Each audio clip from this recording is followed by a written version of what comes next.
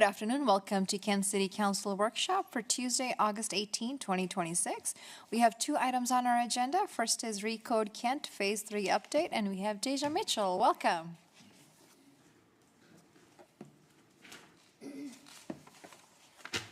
Hi, you all. So I'm here to present or give you all an update on Phase 3 of Recode Kent. I know I haven't been here in a while to talk about Recode Kent in a while. So here to give you an update on site and building design standards for middle housing. So as you all know, we did kick off Phase 3 last year, October 22nd, at our joint council boards and commissions meeting.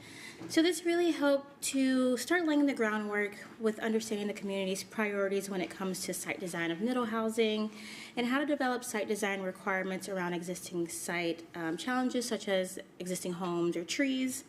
It also helped to start the process of developing site design standards that work well with the middle housing updates we had in Phase 1 of Recode Kent. So we took the information from our joint council and boards meeting, and we worked with our consultants to do an audit of our Kent City Code to look and see how we could and where we could implement changes for site design when it comes to middle housing. So our first step in that process was talking to those who use the code day in and day out. So that's our current staff. So we sent a staff survey to our planners, our engineers, our public works team, and our building department to collect staff perspective, challenges, and questions regarding multi-unit projects in our NRL, NRS, and NR2 zones. So these are our zones that used to be our low residential single-family zones. So they're no longer just single-family zones anymore, but they are still low density.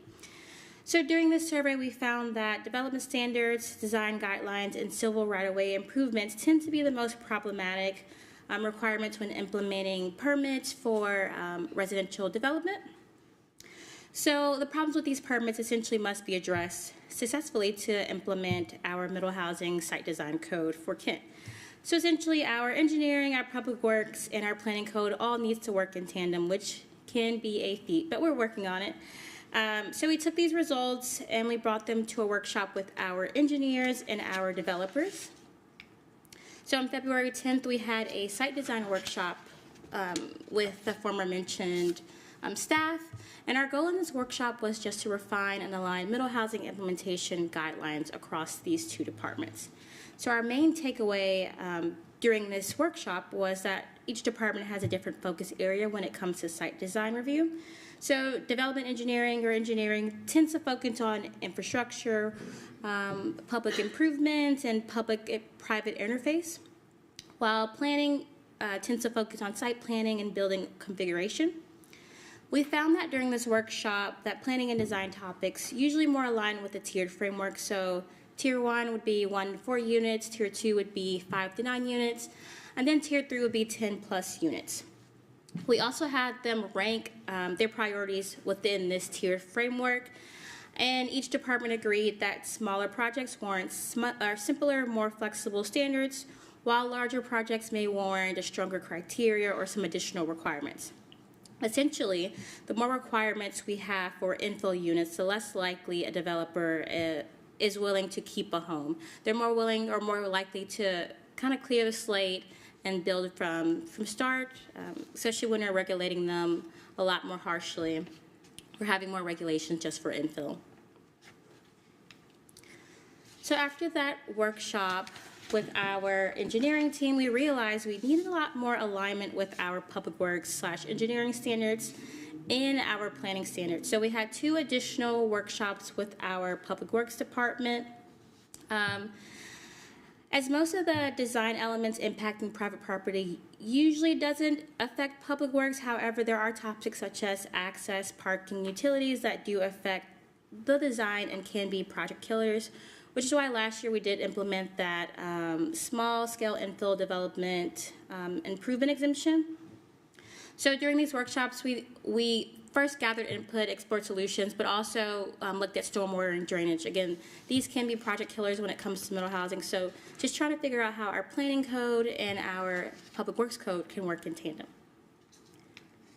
So after all of our internal workshops, our internal meetings, we also met with our master builders. So we had multiple meetings with our master builders really just emphasizing streamlining subdivision processes, updating site design standards, addressing implementation issues, and all things related to middle housing. So Kristen and the mayor had a breakfast with our master builders May 14th, and we also recently had a virtual work group on June 17th. So the master builders provided real-world feedback on subdivision review, retaining walls, building height, tree retention access, and final plat timing, essentially all things that come with middle housing and the processes for middle housings.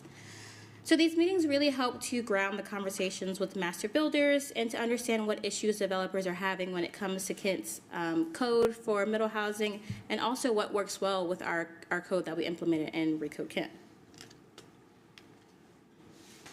So after all the workshops, the meetings, and meeting with multiple people, we came up with some type of site design framework here. So as I mentioned previously, the site design applies to our NRL, NRS, and NR2 zones. Again, those are our low density single family zones, or what used to be our low density single family zones.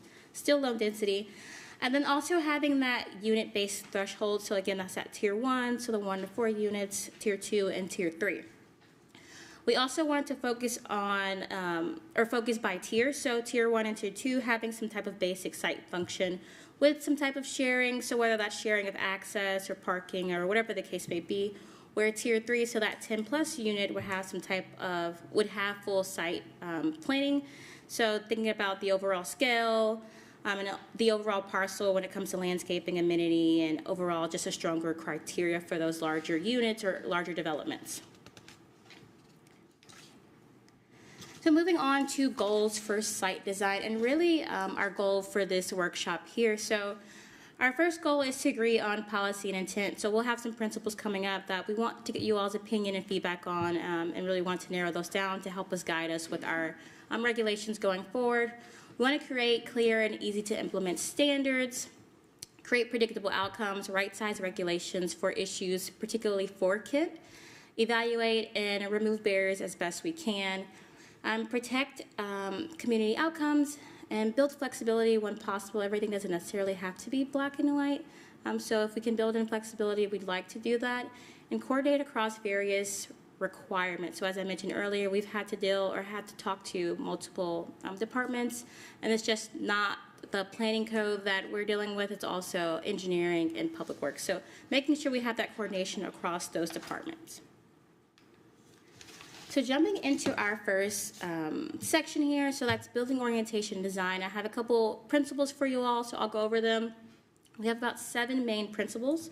So our first here is to ensure clearly marked unit entries with smooth public to private transitions, provide visual interest from the public right-of-way, mitigate excessively long street-facing facades, and ensure an adequate rhythm of entry. So less of those blank walls, more of something that activates the space or activate the area from the street. We want to balance high-quality design features with development feasibility. So while we do want these high-quality design features, what's actually going to be built in the city of Kent? What are developers wanting to build? Things of that nature. Incorporate P&W architectural elements. Provide functional semi-private outdoor spaces or areas, so that could be frontage or entry features. We also want to encourage appropriate fenestration and transparency to help those eyes on the street, so we're not just having buildings and people are scared to walk around. Moving on to opportunities for regulations. I do want to note that I'll go through the principles and then go through the regulations, and then I'll circle back around to the principles again so I can get you all's opinion and feedback. So one of the main ways we do regulate building orientation design is through diminished garage standards. So a diminished garage is a garage that's from the rear, or you can access it through the rear, your side, or through a rear alley. It also can be considered a garage that's set back no less than 10 feet from the front facade of the home. So it's meant to reduce visual dominance of the front-facing garages, so less of those snout houses that we all kind of hate. However, it doesn't quite work for us at the moment. So for one, that standard isn't codified. It's really just a definition, and then we go off of that definition. So it isn't an actual standard in our Kent City Code. Additionally, our applicants, because it's not a standard, our applicants are heavily reliant upon our alternative design guidelines. So those are just alternative design standards that we allow applicants to develop or build with. So we're getting less of the standards that we actually want. So those are rear garages or those side garages or whatever the case may be, and more of these alternative designs. So it's doing little to change the massive bulk of the front-facing garages. So rather than treating our garages as independent sections of the home, we thought it'd be best to regulate our front and street-facing facades as a cohesive design on their own. So as far as options for regulations, we had about 3 options we were looking at. Our first is primary entry orientation. So making sure each entry is oriented towards the public right-of-way or Main Street. Our second is required entry features. So having some type of required covered entry feature such as, I don't know, a porch or a stoop, some type of requirement in that realm. And then lastly, having requirements for street-facing facades and blank wall limitations. So again, limiting those blank walls and defining what a blank wall is. If an applicant may consider or may have a blank wall in their development, making sure that there are regulations for those blank walls, especially when it's facing a street or it's the front of the home, and that's inclusive of the garage. So incorporating all of those things into one design rather just having them piecemeal and hoping they kind of come out the way we want them to. So now I'm going to circle back to our principles for building orientation and design and get you all's opinion on if you feel, well, since you've heard the principles and you've heard our proposed options for regulations, get you all's opinions on if you feel there needs to be changes to our principles or changes anywhere else going forward as we kind of narrow down our regulations.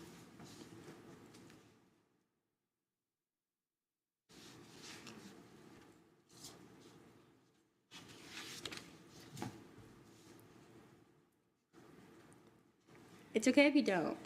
Any questions?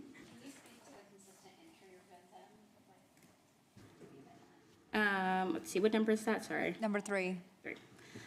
So it's essentially mitigating those long blank walls. So we want to kind of break that up so it's not just blank wall on blank wall if you're staring at it from a street or you're walking through your subdivision. So whether that's adding windows or some type of design element. So just breaking that up and having it consistent throughout the development. Councilmember Show. Thank you so much. Thank you for taking my suggestion about what we're not looking for. Yeah. Because it's difficult to say what I want and don't want unless I see it. And I saw something that looked. I think it was here. It was Yeah. that one right Yeah. there. Yeah, it looks really bad from the street. So I think that those are incorporated into these. I mean, I think this looks good. I don't know what else we could add. I feel like you've put a lot of time and thought into this, and you know better about design stuff, so I don't know. Well, there. So Deja and I are doing drive-by tours, so if you all have those sites that you do or don't like, the do-like ones are really good too, because that helps us translate what you're seeing into code and design standards.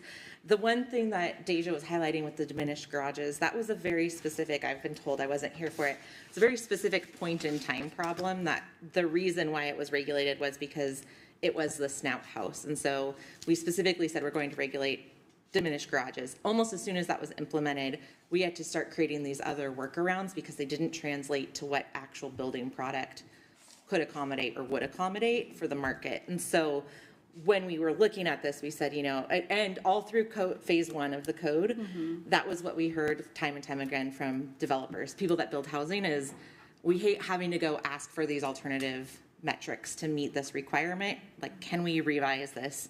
And when we were looking at building and orientation and design, really what the diminished garage is trying to accomplish can be accomplished in many other ways without specifically talking about where the garage is placed.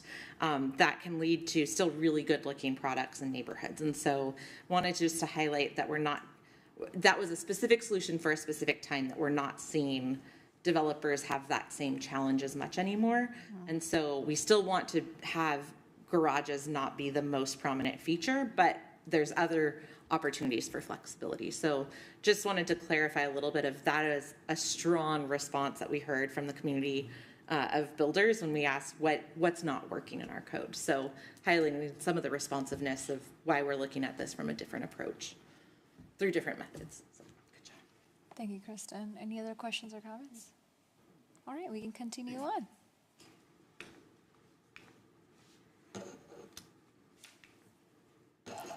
So next we have the principles for parking and access. So our first principle is minimizing conflicts between pedestrians, bikes, and vehicles. So really just having some cohesiveness when it comes to all the modes that we can travel.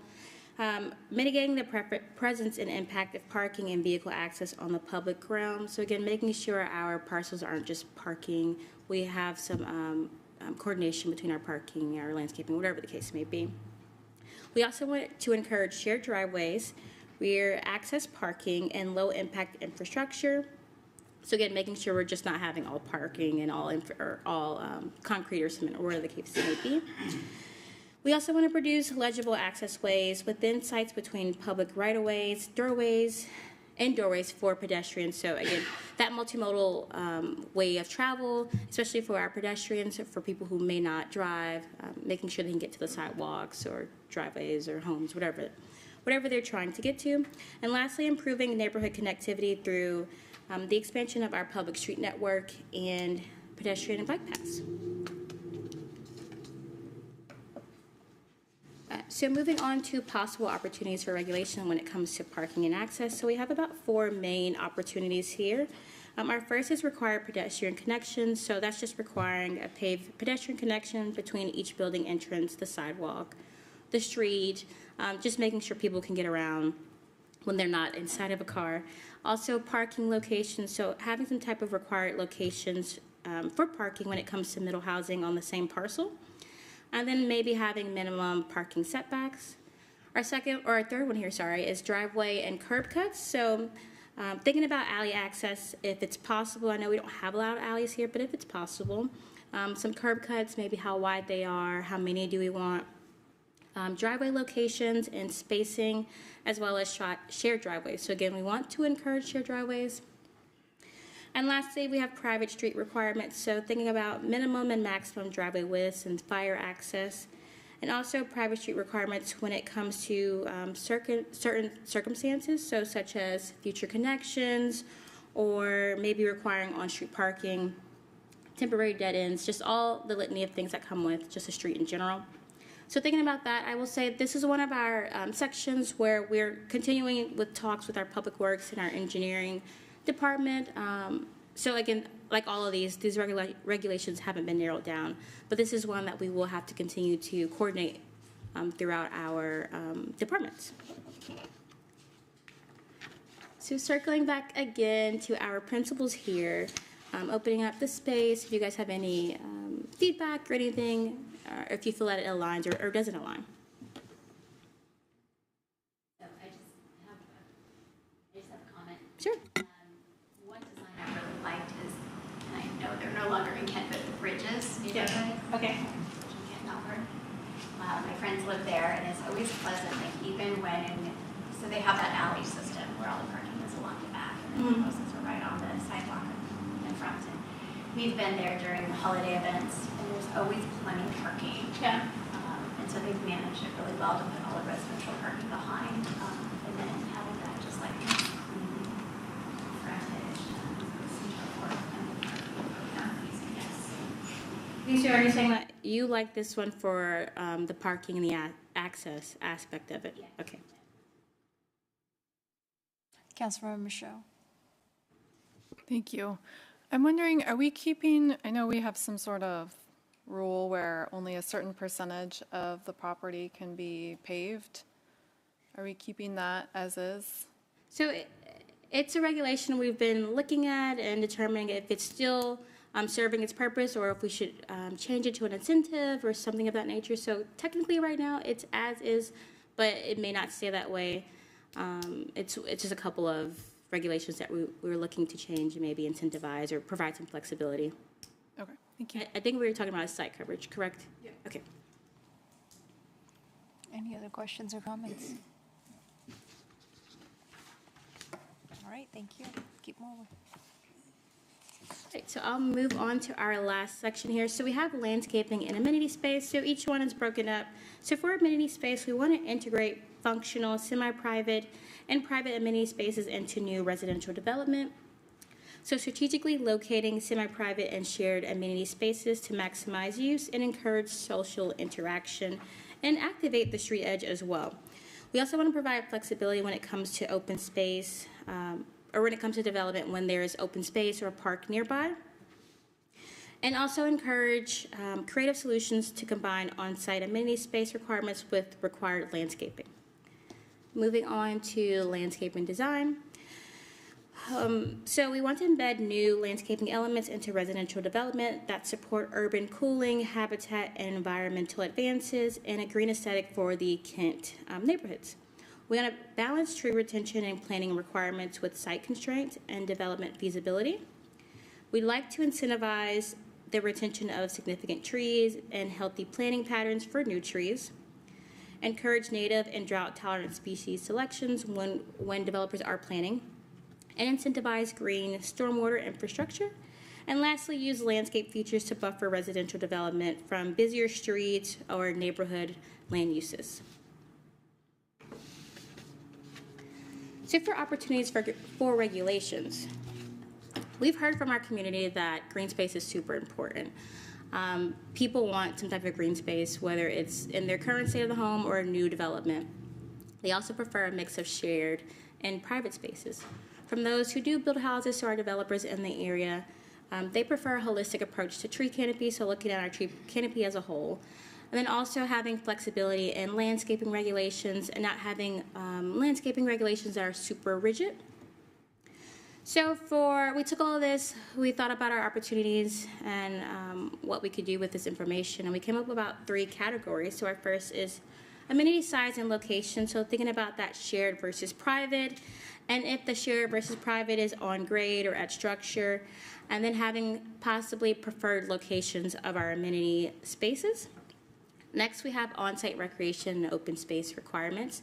So this is more so for a larger development, so we're thinking tier 3 or maybe somewhere tier 2 on up, but mostly our tier 3 section here. So thinking about minimum recreation space per unit, and then also required amenities versus some optional amenities. And lastly, landscape coverage, so looking at that landscape coverage as a whole. And then lastly, having some type of preferred planning, so whether that's quantity, size, or type. So again, last time circling back, seeing if you guys have any feedback when it comes to landscaping, if you all feel there's anything we should change or that we're missing. Councilmember Larimer.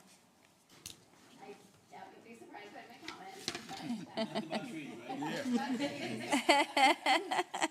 it's just, they obviously ask for more flexibility, but I think we need to be really serious about the shade impacts and the cooling impacts when, they take down a 200-foot tree and replace it with a, 3-foot sapling. Yeah. We need to be honest with ourselves about the fact that the community is not going to benefit from that shade for 50 years. So. That's totally fair, and we appreciate your feedback. It is a separate ECD project that we're working on, so separate from Rico Kent, but we will have it coordinate together. But we are working with the community and trying to understand their priorities and what they want when it comes to tree retention. I can say that the threshold for tree retention will be lowered. I think right now it's at once you hit 20 parcels, so that will be lowered. Sorry. Right, so one of the low-hanging fruits, if you will, pardon the pun, is that most of our landscaping requirements don't trigger until 20 units, and so lowering those will substantially increase we can also adjust tree credit calculations to help incentivize. One of the challenges that I'm sure you were in the workshop, hearing everyone say they want trees and they also want parking. And they also want more housing. Like all of those things fitting in a tight space is really difficult. But Deja mentioned there is a separate project that is looking at our tree code specifically, and we're coordinating with them on that. Lindsay's out on maternity leave right now, but Nate's carrying it forward, and we are having those conversations as well. So heard you. Something that we heard from the builders and the developers is there's some jurisdictions that do it well that have looking holistically at the site as opposed to each individual housing unit. And that is something that I think we've talked about as more of a holistic approach for looking at urban tree canopy for that purpose. So we've heard from many groups of even cities who say we have a tree code, but it doesn't work well. We can't enforce it. We can't implement it.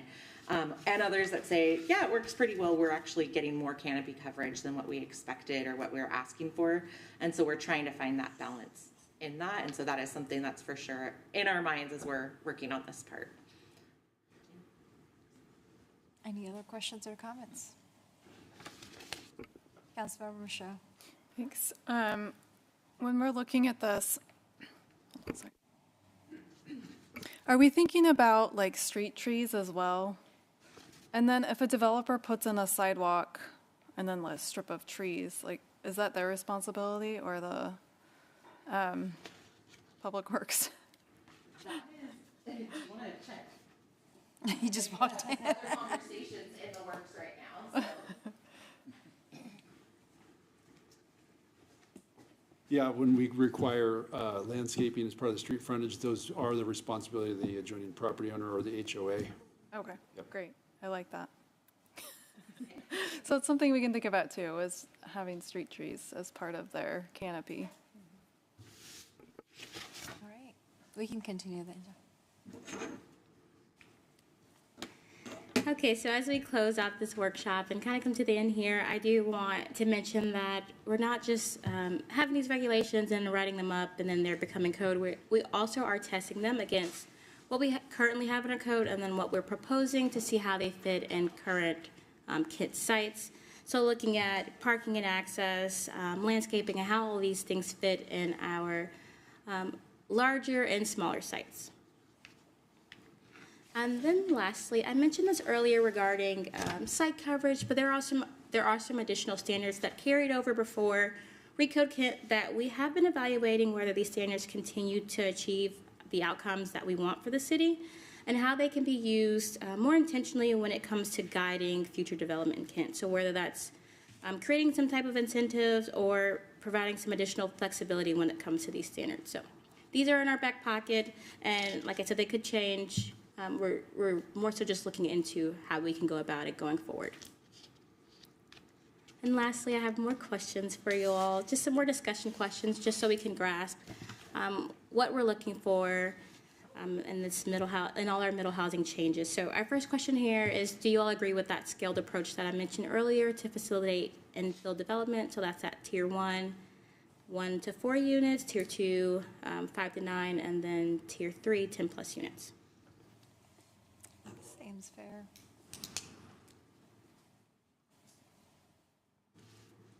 Seems like we're all in agreement with that one. Okay. Okay, so what additional design standards or preferences should apply to maybe housing facing or abutting major streets? Also looking at corner lots, which would face the street twice. So I think it's a broader conversation, but if we're working towards more like less parking and more pedestrian and multimodal, I think we also need to look at like having access for those residents for like, stores and like neighborhood, stores or whatever. Okay. Things they need. I think something to think about over time, maybe.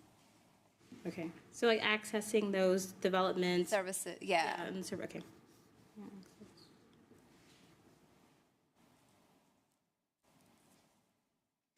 Any others? No? Okay, what site and or building design elements are most important to you all when maintaining neighborhood character? I don't know, sometimes you see some of these neighborhoods and parking, they got, the car just park all down the streets and so on, right? Which is really, doesn't look good for the neighborhood, so are we taking those type things into consideration? Because I know the house is only so much, and you only got so much parking. You got 20 cars parked all down the street and so on, so. So maybe it's allowing the parking, but maybe limiting the amount of parking, or if it's just on one side opposed to both sides? Yep. And I think my observation at National Night Out, just in general, was a lot more young families moving in the area.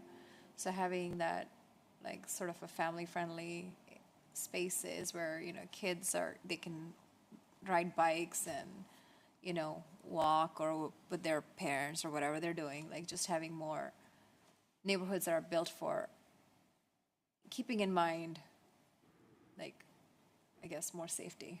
Yeah. Okay, so it seems like parking and maybe pedestrian connection and amenity space to some degree are some big ones here. Yeah. Okay.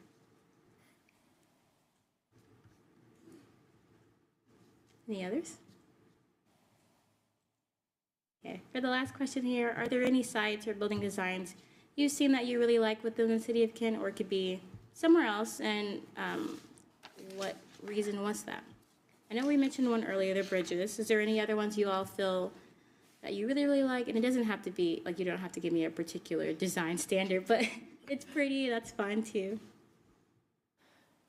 There's one near my house that's newer that it's really nice because, well, there are street trees that they put in and lighting, lots of lighting, and it's like cute, nice lighting, not like the old metal pole things. And all the houses are set back a little ways. They're not like right on the street. Yeah. Yeah, that's all I can think of.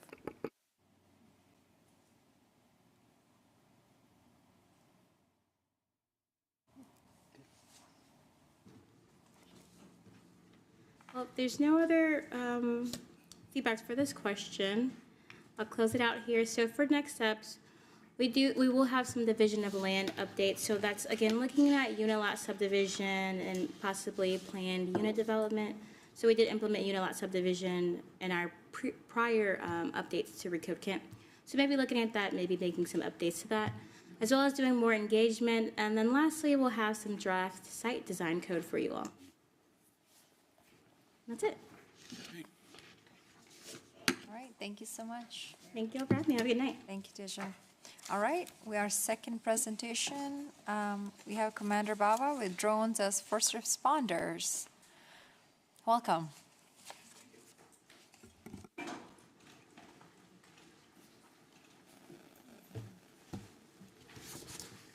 Good evening, Council President and council members. I'm here from the Police Department to discuss drone as first responder, which is commonly called DFR. So this is a program that has been growing around the nation in a lot of public safety agencies. And in particular here in King County, we have several police departments that have been using DFR technology. So it's something that the Kent Police Department has been evaluating and seeing whether or not this is something that is effective that could be used here in the city of Kent.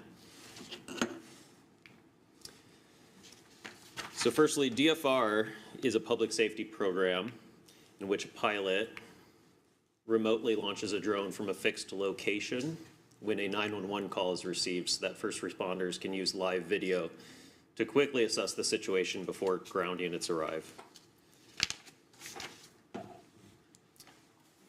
This is different from the way that the Kent Police Department currently utilizes drones in what we call a patrol-led deployment model. So if you've seen a Kent police officer using a drone, it looks something very similar to this, where rather than the drone being launched from a remote location, the officer is actually on scene at the location flying the drone to keep it in visual line of sight, which is consistent with our current FAA license. So as I said, the Kent Police Department has been evaluating DFR for several years now as it's been growing in popularity and comparing this against the current model that we currently employ. So we've come to look at this as our current deployment asks, we've arrived at the scene of whatever the call is, do we need a drone? Do we need this tool? And then the drone is launched if the answer is yes. In contrast, the DFR model asks, we've received this 911 call, would a drone improve the response, and can we get that information before officers even arrive at the scene?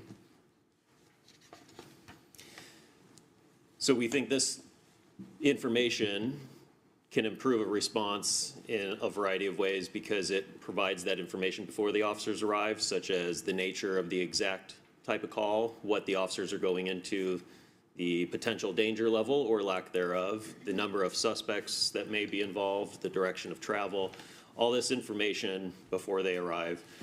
If you think back in the past, the advent of 911 itself, where citizens could call the police and give them information, and then the police arrive with that information in hand, really changed policing. And this may be an evolution of that, where the police gather additional information beyond what the 911 caller has provided, and then officers have that information before they actually arrive as well. So this is a very short video from Vanderbilt University, located in Nashville, Tennessee, that talks about their DFR program.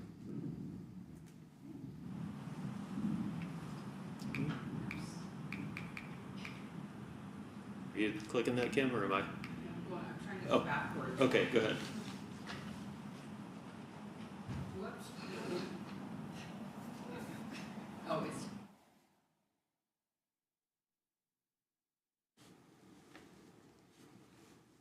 I don't know that the video is embedded in this. No, it's a YouTube link.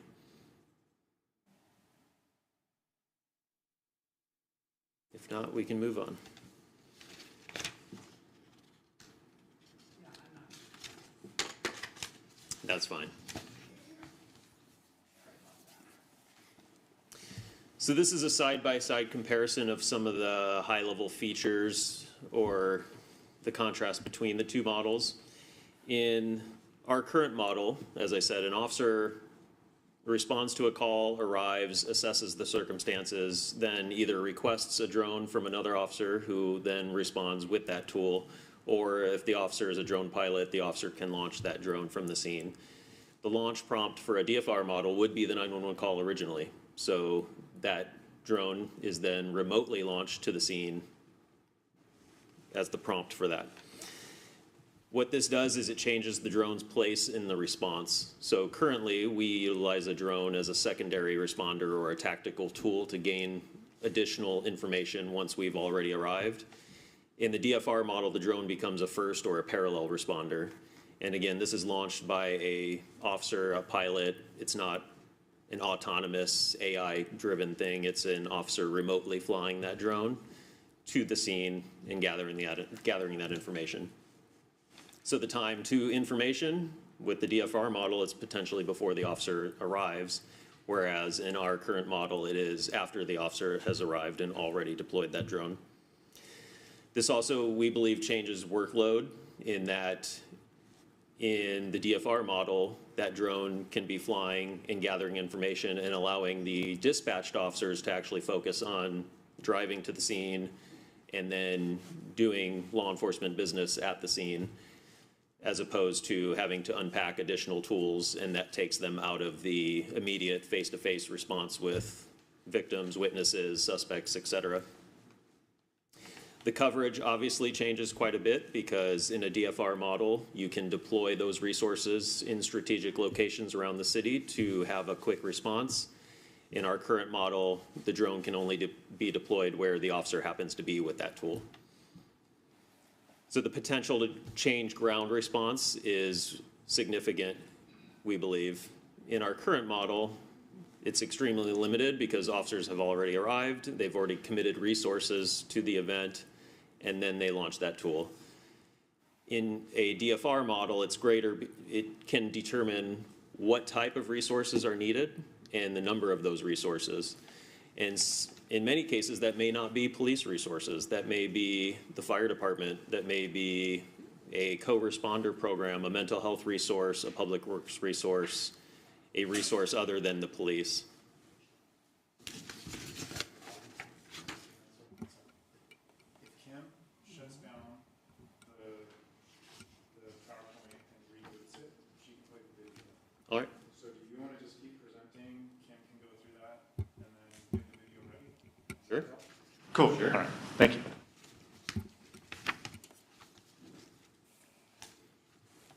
So another thing to emphasize in the side-by-side comparison that I just showed, we mentioned the launch prompt being the 911 call. So again, I want to point out that the launch prompt is a 911 call or a pre-planned mission. It is not autonomous drones flying around the city, patrolling, conducting surveillance. The 911 call or the planned event that the police are going to would be the prompt to launch that drone. Go ahead, Kim. Thank you. It's going to be one of the biggest leaps forward in the use of technology that we've seen in policing in a long time. There are 12,000 students here at Vanderbilt. We have approximately 300 acres of campus. We support the city of Nashville as needed, whether it be for moving day, for commencement, the last day, and last week on campus. Using drones as first responder allows us to make sure we're keeping them safe the entire time here. The average response time for our drones is about 80 seconds. Even the fastest officer could take several minutes longer than that to respond. The drone operator is sitting in our Strategic Operations Center, what we call the SOC, can launch the drone, have it en route to the scene before the dispatcher is even off the phone with the caller and has sent officers to the scene. Everyone benefits from the drone as first responder because the latest use of technology is the greatest use, right? It's an additional tool. Drone as first responder will allow us to get that situational awareness from a factual standpoint much, much quicker and be reliable and educate our officers as they respond to assist the community. We chose the Gia rotaries over others because we felt so easy. That was not part of the presentation. So in other words, we view DFR, what we've come to see is we're viewing DFR as a response time and de-escalation program that uses an aerial camera to give officers better information before they arrive at a 911 call.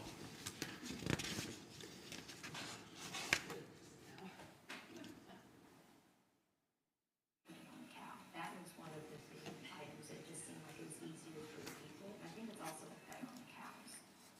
So as that's coming back up, the Kent Police Department has been offered an opportunity by our current drone vendor, which is Skydio, to host a pilot program for a DFR model here in Kent.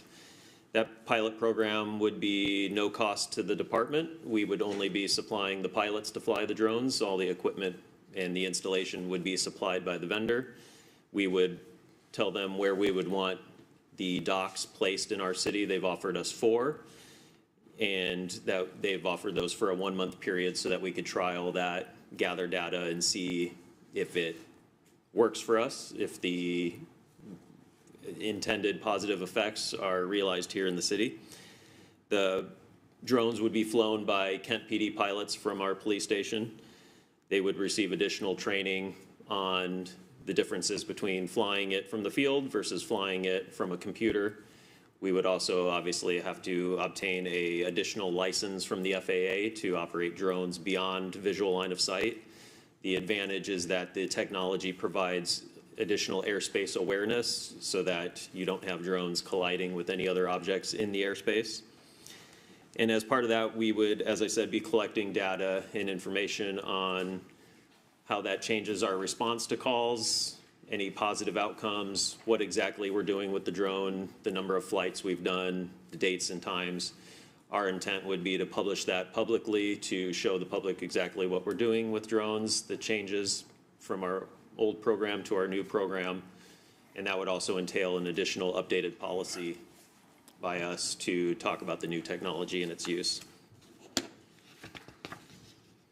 The goals that we would want to achieve at a high level are to reduce response times to clearly high and medium high priority calls. We think that's achievable by this type of technology. We also think it would have an impact clearly on low priority calls as well, especially when you consider that oftentimes the lowest priority calls are the ones that take officers the longest to respond to.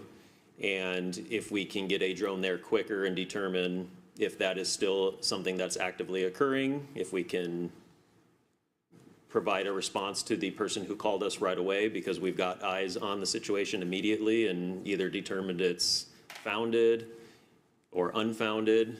Maybe we do need to send officers, maybe we need to send more officers than initially thought, or no officers at all. So that's all information that we can get despite the priority of the call. Our second high-level goal would be to reduce the number of calls that require an in-person response from an officer. So those would be calls that are not or shouldn't be police calls to begin with. As I mentioned earlier, they might be something that's better deferred to a different agency to handle. That could be our co-responder unit, our mental health resources, the fire department, et cetera. And that also allows the officers to then focus on the ones that do require a police response and get them to those calls quicker. We believe that would also then reduce uses of force in vehicular pursuits when we've reduced the number of officer contacts with subjects, especially those that might be experiencing a mental health crisis, and we can put them in touch with the right resources because we've gotten eyes on the situation with a drone rather than sending officers to do that intelligence gathering to then make that call.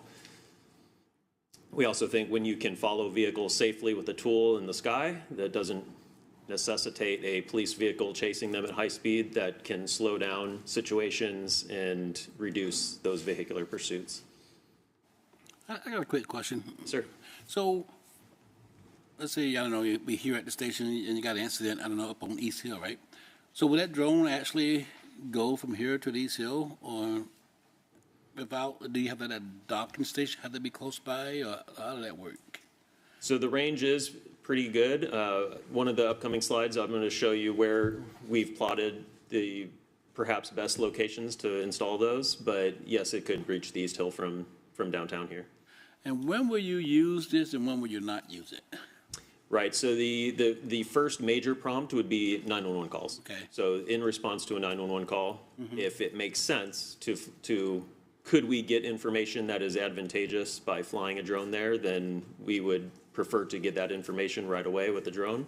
And then other situations might be pre-planned missions. Perhaps the SWAT team is going somewhere and we need to get that eye in the sky before they actually arrive on the scene, then the drone would be kind of the advance on that. There are some additional situations as well that I'm going to discuss here shortly, especially emergency management, as we saw with the flood last year, was a huge opportunity to use drones and gather a lot of good information for the city. Okay. I got a couple of questions, Commander Brown, before we move on. Yes. So, for example, if it's flying from here to East Hill, is it going to have everything inside? Is that going to be recorded and going to be part of the information or data that's shared with the vendor, Skydio, or what their name is? That's a great question. So the first part is, yes, the flights are recorded, and I'm going to cover that here as well shortly. But when we fly drones, we fly them with the camera pointed straight ahead at the horizon until we arrive at the location. So we're not recording people's backyards during that entire route, if that makes sense, or other activities that weren't part of the destination or the intended location where we intended. Yeah, privacy, yeah. And the second, another question is, do you know of departments that are using it locally here right now? Yes, great question. Both the city of Renton and the city of Federal Way are our closest neighbors, and then the city of Redmond has probably the longest running program in the region. And the city of Spokane just recently completed a 1-month trial program, very similar to what we are considering. Okay. I got a couple of questions, Commander Bravo. It says right here, the maximum flight time is 40 minutes. What happens if one of these drones get there and they exceed the time allotted? Does that drone automatically come back to the docking station and a new one is sent out? Yes, so the intent behind the DFR program is that you typically will not have a single drone in a single charging location by itself. Ideally, you have two so that they can swap places if you need it to be there longer. So the system is designed to, when it knows how long it took to fly to there, and it knows how long it'll take to get back, and it'll return before the battery dies. Alternatively, you could actually have an officer with batteries in their car and just land the drone, and the officer could swap the batteries right there in the field to put it right back up in the sky. Okay, my other question is, you said there'll be four docking stations, right? how would these docking stations be, I mean, how are they going to be chosen? I mean, where are they going to be placed at? Yeah, Or do you know another that great answer? So I have a slide here, I think it's the very next one, where we actually used the entirety of 2025, all of our 911 calls from last year, and plotted those throughout the city to show where exactly every 911 call came from, and then to locate the drones in the area where they would have the most impact to be able to arrive under 2 minutes to the majority of our 911 calls. And so essentially that ended up with, it looks like this. Oh, go back, I'd be pressing the wrong button. go back. If you could click that one right there with the heat map on it. And so it looks essentially like this, where you have one located centrally downtown, one on the East Hill, one on the West Hill, and one in the north end of Kent. This is actually, it's hard to see, but it's actually a street map with all the streets of Kent located there. And all those little dots of color you see are each an individual 911 call that the Kent Police responded to last year. And so we've co-located those docks to try to achieve the maximum impact of being able to respond to the majority of calls.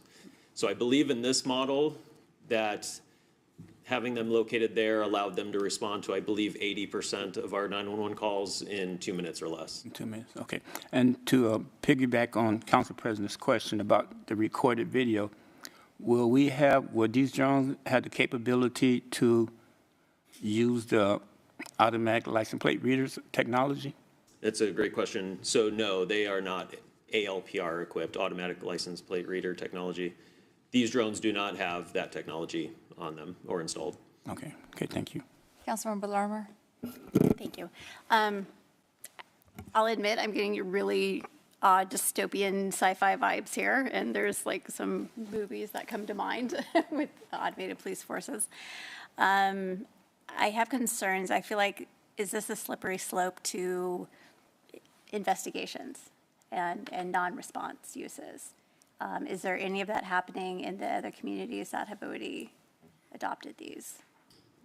Could you explain what you mean by investigations or non-response cases? So we're talking about these for response 911 calls. Are any of the agencies that are using these elsewhere, are they using them for other uses like investigation or anything besides response calls? Not to my knowledge, no. The Kent Police Department has always historically used drones for crime scene mapping or traffic collision mapping, so those use cases wouldn't change, and I believe these departments probably use them for those cases as well. But those would be like a pre-planned operation, or we're again responding to something that's happened, and now that drone, it's not in the DFR model, it's now that secondary response tool that we're using to photograph a crime scene or use the 3D modeling software to fly the drone around, and it creates the crime scene map. Very similar to what we used to do with just simple tape measures and photographs and things like that. Okay. And then my other question is, what is the cost beyond the pilot?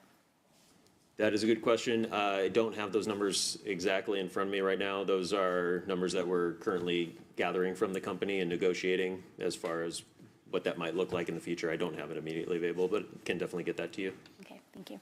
Councilmember Troutner? Thank you, Madam President. Super interesting, and I know being on the governance board with the RFA, there's agencies that use this as a tool as well. So thinking of that, you said that these will be flown by Kent PD pilots. How would we be able to work with the RFA? Like at some point, do you see like some kind of a shared contract where both agencies benefit from the use of this? How do you see that working in the future?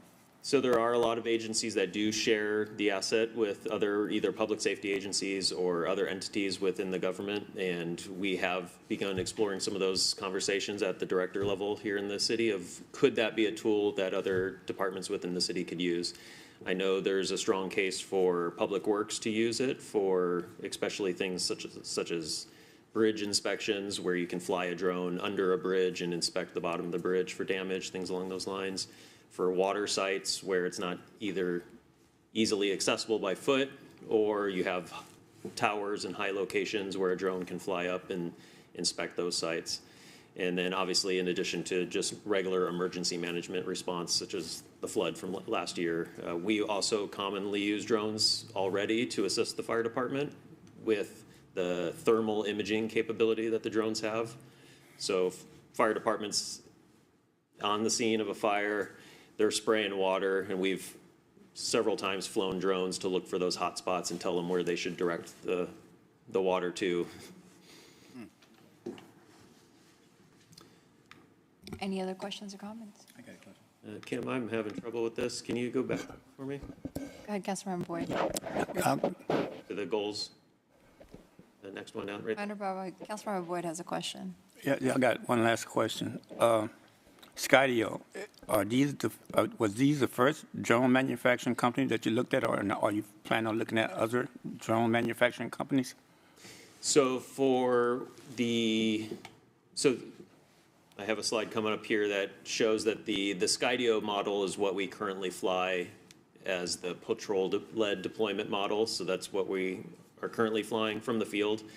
And when we purchased that drone, we requested bids from a number of different companies and ended up choosing Skydio.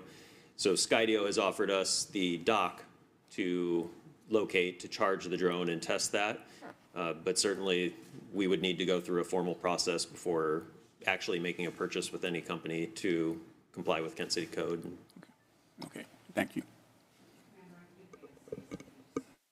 Okay, and then so returning to the goals here, and we've hit it already a few times, but one of our, again, high-level goals would be to make sure we're deploying drone assets to all major emergency management incidents, things such as fires in the city, floods, anything where we believe a drone asset could assist, missing people, et cetera. So this is the drone that we currently fly, and this is the one that we would be using in the model, or the DFR demo model. This is the Skydio X10. It's built in the United States of America. It's NDAA compliant, which is the National Defense Authorization Act. And what that means is essentially that the drone is, it refers to supply chain security. The drone has no critical components or operating software that is manufactured in a covered foreign country of concern. It is also Blue Small UAS List certified or Unmanned Aerial Systems certified, and the Blue List essentially is referring to cybersecurity assessments performed by the United States government to show that it is capable of protecting sensitive information without being hacked. The drone is, I'm sorry, go back one more, Kim. The drone is not weaponized. The drone does not have any sort of ALPR technology or facial recognition technology. This is the same exact model that our officers currently fly from the field today. The dock itself is essentially a stationary recharging station. So when you think of what this model does, rather than the officer driving somewhere and launching a drone, they're remotely launching it from a charging station. Currently, we keep a drone at the police station in a case with batteries in it. So the officer goes to the station, picks up the case, drives somewhere, takes it out of the case, puts a battery in, flies it. From the dock, it can launch within 20 seconds in a variety of weather conditions, and then return to the dock and immediately begin recharging and be prepared for the next flight. So we covered the heat map here. And so this is information from the Redmond Police Department as of yesterday. This is their 2026 stats that they've publicly published on their dashboard. It shows the number of calls that they've gone to, the types of calls, the number of calls that effectively they were able to cancel a police response, that officers were not needed because of the drone arriving there first, which they showed to be about 18% of their calls. And then down in the bottom right corner, you can see what I think is the most important statistic, which is the average response times by priority. And in every scenario, every response or call priority 1 through 5, you see that the drone beats officers arriving in the field. Their highest priority calls, the drone is arriving there almost 2 minutes faster than officers in the field. And in their lowest priority calls, they're still achieving about the same response time and beating officers in the field. The next one, this is from Chula Vista, California Police Department. They have probably the biggest DFR program in the nation. They were also the first, is my understanding, in the nation. And again, this is their 2026 stats. And down on the bottom right, you see their average response time is just under 2 minutes for their drone program. So for comparison, the city of Chula Vista is 52 square miles in size, so larger than the city of Kent. They also utilize 4 launch sites with docks and still achieve a 2-minute response time. The city of Redmond is 17 square miles, and they are using 3 launch sites in their city. So I just threw some photos in here. These are photos from our Skydio X10 drone last year during the flood event. You can go through these, Kim. There's 3 of them here that just show some emergency use or emergency response type uses, and these would be a consistent use case for the drones continually. So as we review policy that we're anticipating writing or considering in response to this model, if we did pursue this, some of the things I want to highlight that we would be hitting are that this model, we believe, achieves a safer and faster response, which is more information that the officers can obtain before they arrive. It's safer for the community, it's safer for the officers. It reduces unnecessary force and pursuits, and it de-escalates situations by either diverting that call to the appropriate resource, sending the right number of resources, the correct number, et cetera, and de-escalating that situation.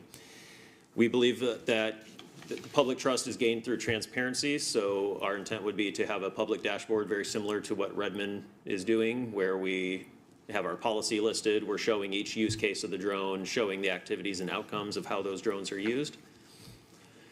Drones will always be limited to an authorized purpose. This is consistent with our current policy, so nothing would change here. It's a targeted response tool for emergencies, not random patrols or mass surveillance.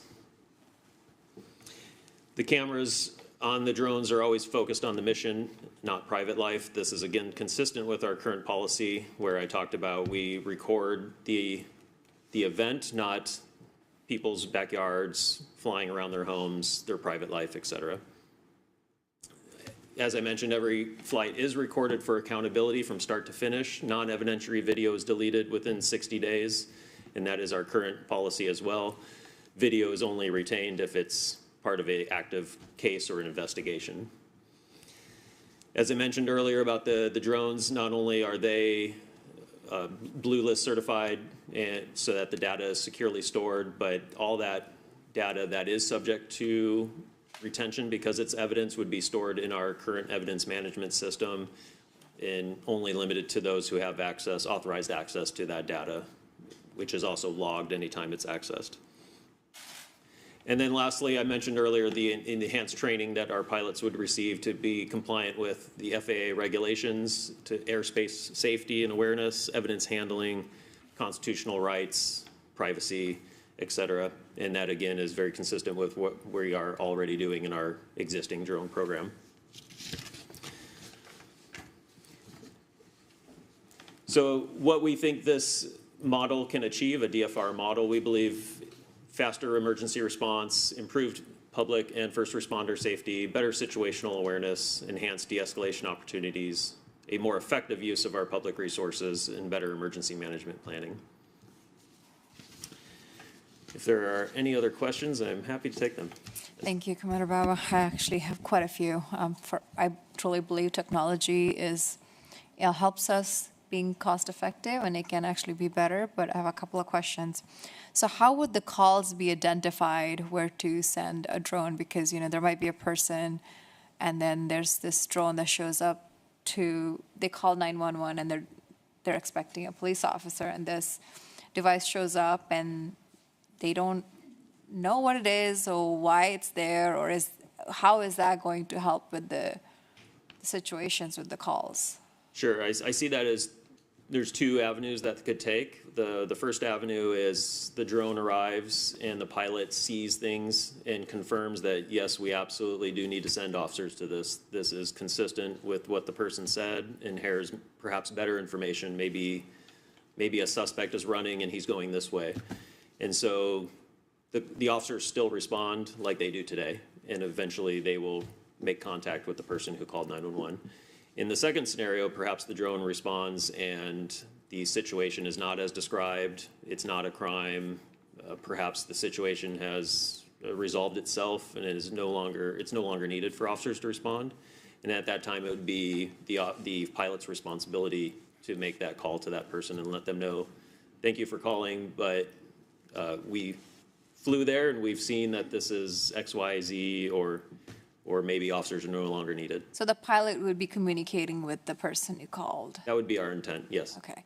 And then, okay, that makes sense. And I was looking up that I see that a lot of cities across the country are using it, like New York and LA. And so that's just interested in how their experience has been. And if you're able to get that information, that'd be great. Councilmember Michaud. Thank you. Thank you for coming here and giving us this presentation. I appreciate you being here. So I have a few questions. First is, do these drones have night vision? They do. They have thermal imaging, so they can see anything that's emitting heat at night, which is very helpful for especially darkly wooded areas when people are hiding or missing, for example. Right, okay. And so would we have drone operators just on standby all the time? So the exact staffing for this model hasn't been fleshed out. We're obviously very, very early in this proposal in consideration. We are looking at what other departments are doing, and typically they are staffing it around their highest volume of calls, and just dependent on when they get those 911 calls. And in some departments, including Redmond, will still have officers on call, even if they are not physically there at the station, because they can simply use their computer, their issued police computer from home to even fly a mission. Okay. And so then that drone operator is the one who's relaying information to officers about what's going on? Yes. Okay. And then I just want to point out that San Francisco has these drones, this program. And just a month ago, they found out that their live streams were available to the public, unknowingly to them. So something that we need to make sure that we're not doing. I think those are all of my questions. So, all right, thank you. And I will look into which company and models they are using. Perfect. Councilmember Boyce. So, great presentation. So this just a FYI. Are you asking anything from us or what? Right now, I'm presenting information, and for your consideration, I'm sure there will be additional discussion to be had after this from my boss and the director level. So, no ask right now, just providing the information and letting you know that this is something that we are considering. What's the cost of these again? Do you know the cost of one of these drones? For the drone itself? Yeah. The drone itself is around $20,000, depending on what kind of additional equipment you might attach to it. So you go buy one. That might be a little too rich for me. So, Councilmember Michaud, Councilmember Larmer, followed by Councilmember Troutner. Another question that just came to mind. Is there anything in these contracts that would guarantee no use of AI now or in the future? Is that a term we could stipulate? And then do we know, this company, do they have any ties to AI providers? I don't know about ties to AI providers, but I know that they do use AI within the system itself. So earlier I answered the question about what if the drone was on location and the battery is about to die? What will the drone do? Will it return? And so a lot of that is AI driven, in that it understands the route that it took to get there, and what it's going to do is calculate the safest route to return back. And that's going to take into consideration things like airspace. FAA rules only allow us to fly to a certain height, depending on the airspace, to avoid collisions with other aircraft. And then obviously topography and what might be between the drone and the dock, so it needs to know how to avoid collisions along the way. So it does have collision avoidance that is probably AI-based in some aspects. But as far as do they have ties to any major AI vendors, I don't know that, or if it's solely proprietary. Okay, thank you. Councilmember Troutner. Thank you. So I would guess that 911 operators would have to have some additional training to be able to know how to effectively respond to different calls. And then does this affect anything with like the union contract as far as changes in possible job duties or the way you respond to things? Is there any concern with that? So it has impacted Valley Communications, which is our dispatch center already, in that they've created additional call signs for drone pilots, since several Valley agencies are using them. So that way, when a drone pilot provides information over the radio, all the other officers know based on the call sign that that is the drone pilot providing that information. And as far as it impacts working conditions or union contracts for the department, not to my knowledge at this point, unless we were to, the union were to attempt to negotiate additional compensation based on this skill set. But right now, I'm not aware of any change in working conditions. Councilmember Show. Okay, so going off what she just asked about dispatch. So is it dispatchers deciding who gets to go or who, like when these drones go out? Sorry. So no, not in today's model. Currently. No, I mean during the pilot program. Oh, yeah, yes. So right now we have a separate dispatch center that operates independently from the police department. We don't have our own dispatchers, obviously. So our officers would be taking the 911 call that they see on their screen and launching in response to that. We are looking at, are there technologies, and we have found that there are some where the officers can actually see the 911 call being placed and listen to it as it's being placed. So rather than wait for the dispatcher to enter that so that the officers can see it, they'll actually be able to hear the 911 call and respond to it even sooner. So we're looking at for ways to eliminate that gap in time and try to have an even faster response to 911 calls. Yeah, because, well, someone calls 911 and then the dispatcher says, Officer so-and-so, you go here. So are they still saying that, or are they? That will still happen, correct. Okay, then who decides to put the drone out? That would be the drone pilot. Oh, okay, so they have to be monitoring what's going on. Yeah, that will be a major part of their job responsibility, will be to monitor the incoming 911 calls and then determine what is appropriate to fly a drone to. Okay. And the dispatcher will still do their job as normal and dispatch officers. Yeah, okay. I think it might be if and when we decide to do this pilot program, if council members could see this in operation, I think that would be very beneficial. Yep, you can just stay over the park. That'd be perfect. Any other questions or comments? All right, thank you so much. Thank you for your time. Thank you for this great presentation. Lots of information. All right, we are adjourned until 7 o'clock for a council meeting. Thank you.